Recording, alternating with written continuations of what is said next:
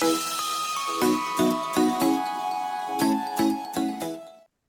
everyone, welcome to Nilanjana's exclusive English lessons. Today we are going to learn the poem Haunted Houses by H.W. Longfellow. Now, whenever you think of ghost, I'm sure all of us have this feeling of getting scared, right? And we always enjoy things which have some kind of horror associated to it. Like, children, they love to watch horror movies. Honestly speaking, I get scared, so I don't enjoy horror movies at all.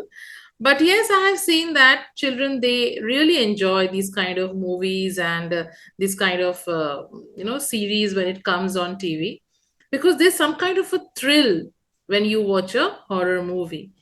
However, in this poem, we are going to talk about ghosts today, because I hope all of you understand that the word haunted itself creates an impression in the mind that there is something associated with ghost over here, right?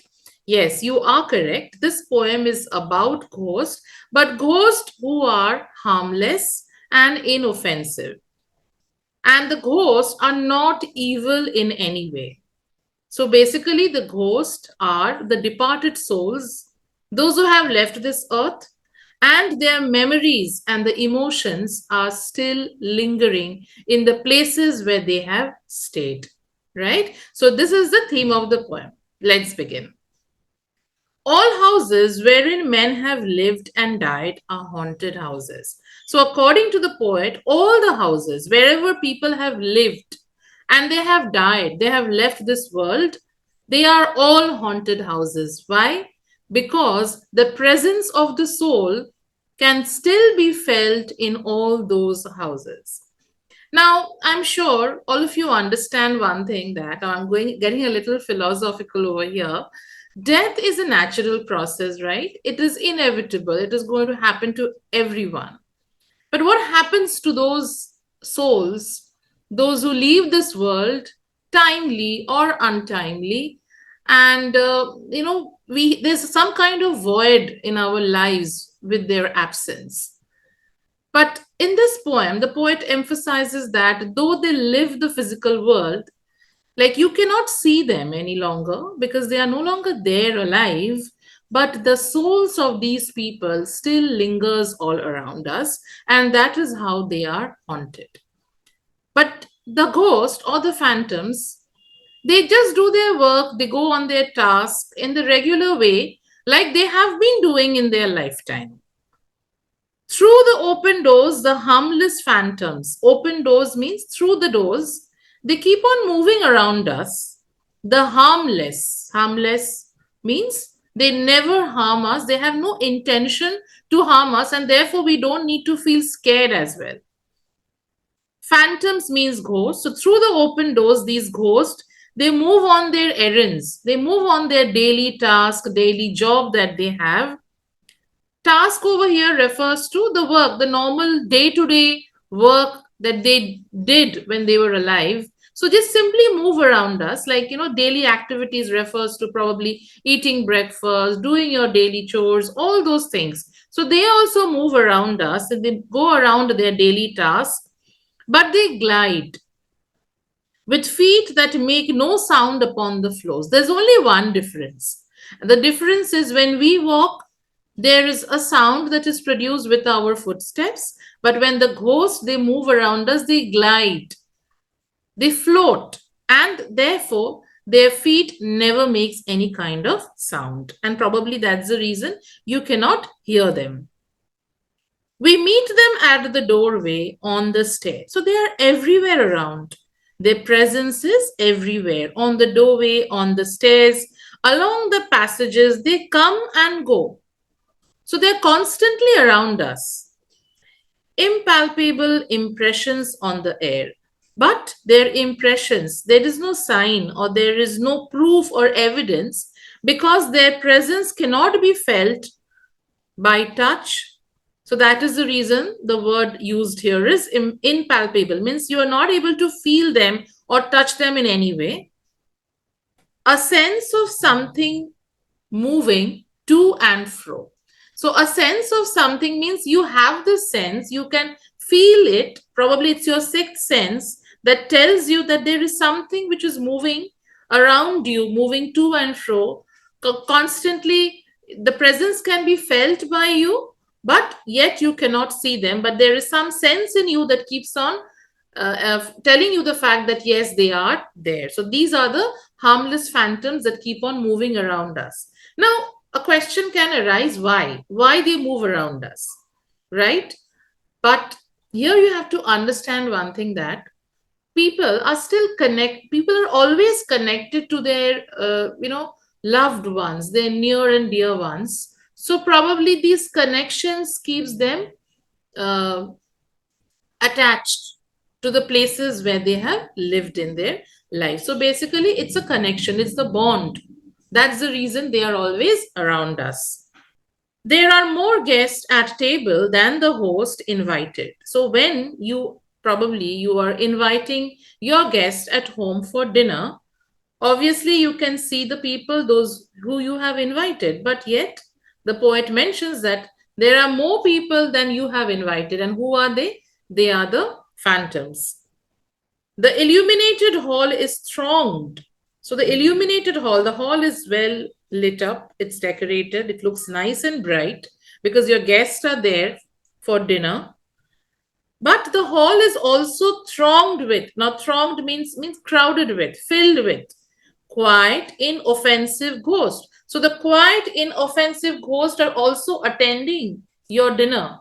They are quiet because they don't speak, and again, they are inoffensive. They mean no evil to us. As silent as the pictures on the wall. So they are just there. Their presence can be felt. And they are as silent, as quiet, silent, just like the pictures on the wall. So the pictures on the wall, they don't speak, but they are there, right? They have something to express through the pictures, but they cannot speak like us. So here the poet has used a simile to make this imagination more vivid. So it's like an imagery that the poet has created over here with the help of a simile. The stranger at my side cannot see the forms I see. Now there is some kind of mystery in the poem. The stranger at my fireside. Now the poet probably is also sitting and having his dinner, and there is somebody who sits beside him for dinner, and he calls him a stranger. So the stranger at my fireside is a fireplace, he cannot see the forms I see. So how come the poet is able to see the phantoms? So here we get a hint that probably the poet is also a ghost. Nor hear the sounds I hear. So the poet is able to hear, the poet is able to see the phantoms, but anyone else who are strangers, now strangers can be interpreted in two ways. Firstly, you don't know the person, so therefore it's a stranger. And if you compare both the worlds, the world of ghosts and the world of living beings, the world of human beings who are alive, so they will be obviously strangers to one another.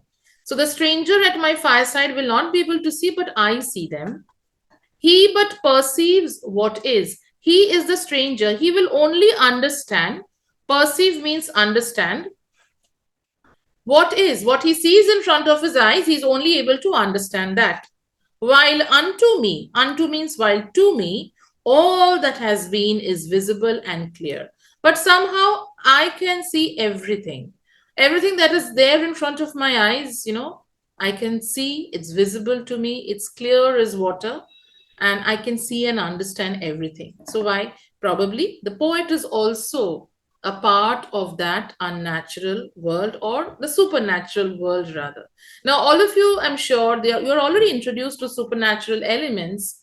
If you are in grade 10 and 9th, and if you have, read Shakespeare, so yes, all of you know what is supernatural, what are the supernatural elements that Shakespeare has emphasized. So probably you get an idea that, yes, you are able to understand what the poet is trying to say over here. So yes, until here, if you think the video is good and you are able to understand everything, I'm just trying to help you out. So if you are understanding the explanation, do share and subscribe to the channel if you haven't done it till now. Okay, let's get back. We have no title deeds to house or lands. Now, what are title deeds? Title deeds are basically the will the person does that talks about the ownership of that property. Like whenever we own a property, there is some kind of a document, a legal document that states that who owns this property. So title deeds refers to the document which talks about the ownership. So we have no title deeds. Now again, you can see that the poet has used the pronoun we. So who is we? We here refers to the members of the supernatural world. So we don't have any title deeds to say that this house or this land belongs to us because we are dead. Owners and occupants of earlier dates from graves forgotten stretch their dusty hands. Owners and occupants of earlier dates from the past, from time immemorial, people who have owned these houses, they have lived and occupied these houses, somehow they are still connected to their uh, belongings, their houses, because they stretch their dusty hands. They extend their hands. The hands are dusty. Why? Because they are in the grave. So we know that once a person dies and he is buried, they are reduced to dust. According to the Christian theories, people are reduced to dust. And from graves forgotten, they stretch their dusty hands. Why do they stretch their dusty hands? Because that's how they are still connected.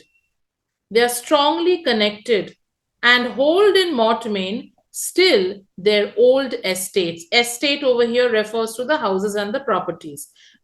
So they are still connected and they have a perpetual ownership. Mortmain refers to the perpetual ownership of that property. It's again a legal term, and the ghost, this is how they are still connected to their old properties and their old belongings. The spirit world around this world of sense floats like an atmosphere. So what does the poet say? The poet says that the spirit world, the world of the ghost around this world of sense, we who are alive, the living beings, they live in a world of sense. The world of sense means things that we can touch, we can feel. So that is the world of sense. So we are inhabitants of the world of sense. But the spirit world, the world of spirits, they are always floating around us like an atmosphere. That means the spirit world connects us, connects both the worlds together, and they are always around us like an atmosphere. They're floating around us like an atmosphere. That means that they are always with us, even though we cannot feel them, but their presence is felt in this way. And everywhere, wafted through these earthly mist and vapors, dense, a vital breath of more ethereal air. So everywhere they pass gently. Waft means they passed gently through the earthly mist and vapors. Mist and vapors refers to the vapors in the air. So they are always around us, and it's a vital breath. Vital means important, essential, fundamental. An essential breath of more ethereal air. Ethereal air means something which is very light, and it is so light that it cannot be possible in the living world. So the air is ethereal because it is filled with the shadows and the ghost. So that means the stanza means that the world of spirit is always around us like an atmosphere, and everywhere they pass gently through the mist and vapors of the air. That means their presence is always there, and it is like a vital breath. It is essential of more ethereal air. Our little lives are kept in equipoise by opposite attractions and desires. So here the poet tells that our lives, our little lives. Why little lives? Because it's temporary, because it's going to end soon. So our little lives are kept in equipoise, are kept in balance by opposite attractions and desires. Here the poet means that human beings always have desires, material desires. and they are kept in balance. So desires and our lives, they are always in balance. People are bound to get attracted to these desires. So there is always this balance that is working, that men will be attracted to desires. The struggle of the instinct that enjoys and the more noble instinct that aspires. So people who have an instinct over here refers to the people, those who have an indomitable willpower. So people who have an indomitable willpower, they enjoy, but they know where to draw the line. And the more noble instinct, people who are really noble, they have a noble instinct, good human beings, they will always aspire for the struggle of the instinct that enjoys. So people who have an instinct, they will enjoy these desires. And the more noble instinct who will always aspire to become somebody great in their lives. These perturbations, this perpetual jar of earthly wants and aspirations high. Perturbations means the mental uneasiness. So these perturbations, people who are going through these conflicting emotions in their mind, where they are drawn towards the material desires, so it causes some mental turbulence, because they are always attracted and they find it quite difficult to come out of it. This perpetual jar, perpetual means never ending, always, which exerts its influence. So the desires in our lives, they always exert their influence, and somehow we are still not able to come out of it. So here the desires, they are compared to a jar, like a jar of water, and this jar is never ending, it's overflowing, it's always filled. So, this perpetual jar of earthly wants, earthly desires, and aspirations high come from the influence of an unseen star, an undiscovered planet in our sky. The poet tells that we are always under the influence of our desires, and we always aspire to become good, to become successful, for fame, for wealth. So these aspirations are always there. We want to own houses, want to have cars, want to have money, we want to travel. So these are all earthly desires. And where these desires actually they come from? They come from the influence of an unseen star. So the poet tells that probably it comes from a star in the sky, but that star has never been seen by anyone. So here he tries to say that there is some mystery associated with it, that from where these attractions, these desires, they come in our lives. Probably it's from some star, from some celestial object in the sky, but it's unseen. Nobody has seen that star till now. So the source of these attractions are unknown.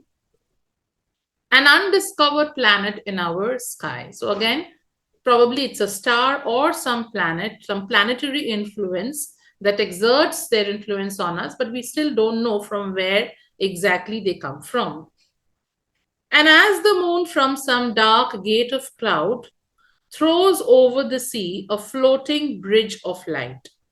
Now, here is a beautiful imagery presented by the poet, that the moon from some dark gate of cloud. So when the moonlight comes from the clouds and it throws the moonlight over the sea, it forms like a bridge, and it's a floating bridge. Why floating? Because the sea, the waves are unsteady and they keep on moving. So therefore, when the moon light falls on the waves, they form like an image which is unsteady and which like always keeps on floating. And therefore, it is the floating bridge of light, across whose trembling planks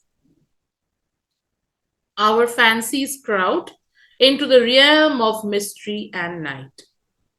Across whose trembling planks is the bridge, our imaginations they crowd. So, and where do they crowd? Into the kingdom. Realm is a kingdom of mystery and night. And as the moon from some dark gate of cloud throws over the sea a floating bridge of light. So here, what Longfellow tries to say is that he actually paints a picture of the moon, and the moon is as if breaking through the dark clouds. The moon is visible through the dark clouds and it casts a bridge of light upon the sea. So when the moonlight falls on the sea waves rather, it forms a bridge of light and it's a floating bridge of light. Now, why floating? Because it's unsteady, it is always floating. And it also suggests that this bridge is very fragile, very delicate, and it has a dreamlike appearance. See, the imagery which the poet has created over here has a very dreamlike, a very different kind of a experience.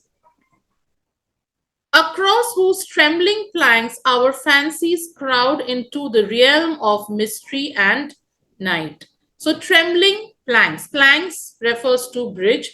These are trembling, means they are very vulnerable. They are not steady. They are uncertain.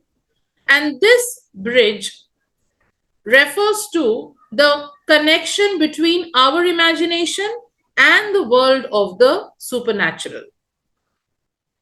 So, therefore, he is symbolically referring to the journey of the imagination into the mysterious journey of the supernatural, mysterious domain of the supernatural. This is a very beautiful imagery, and actually, you can understand that this is the connection from where we are actually stepping from the known world into the world of imagination and mystery, and how it evokes a sense of wonder. The reader is actually over here drawn into a kingdom, drawn into a realm. Realm over refers to kingdom where the boundary between the reality and imagination actually becomes blurred. And it emphasizes the theme of the unseen and unveiling the mysteries of the supernatural world. So, from the world of spirits, there descends a bridge of light, connecting it with this. So, what does the poet say over here? That this bridge of light that connects the world of spirits with our own world. So, the world of spirit descends a bridge of light. So, this bridge of light actually connects our world and the world of the spirits. Connecting it with this, over whose unsteady floor that sways and bends, wander our thoughts above the dark abyss. On this bridge, our thoughts wander above a dark abyss. And therefore, the journey of our minds moves into the mysterious and the unknown aspects of existence.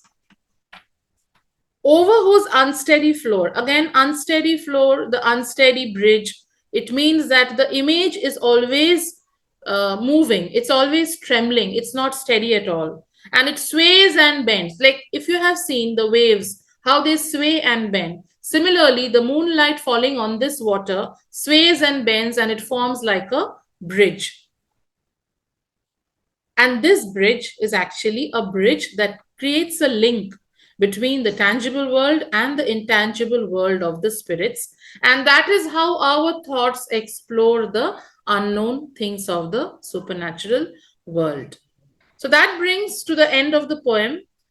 Now, if you want to summarize the poem in one or two lines, then to make it easy for you, what I would like to say is that the departed souls are always there in our memories.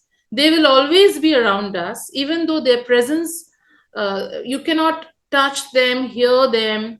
They are intangible, but they are always around us. Why? Because there is a connection. There is a strong connection between the real world and the intangible world.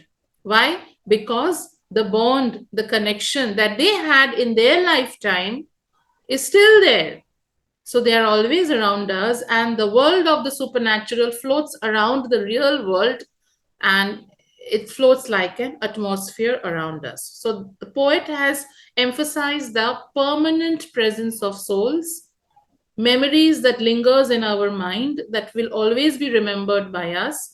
And ghosts are not evil, like how it has been portrayed through movies and through the storybooks, which are probably just for entertainment. But we need to be also we need to understand that they are always there for us, and their presence is there in our lives. So I hope you found this explanation useful. If you have a doubt, do let me know in the comments. Many of you have requested this poem. I know I'm a little late. I mean, I would not call it late, but of course, the work commitments are always there. And those who are looking for the other explanations, you can check it there on my channel. The Act 3, Act 4 videos are completely uploaded now. So I'm only left with Act 5. And yes, for that, you have to go and click the membership option.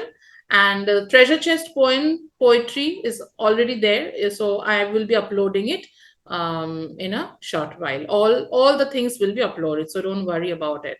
All right. Thank you so much. And yeah, have a nice day. Goodbye.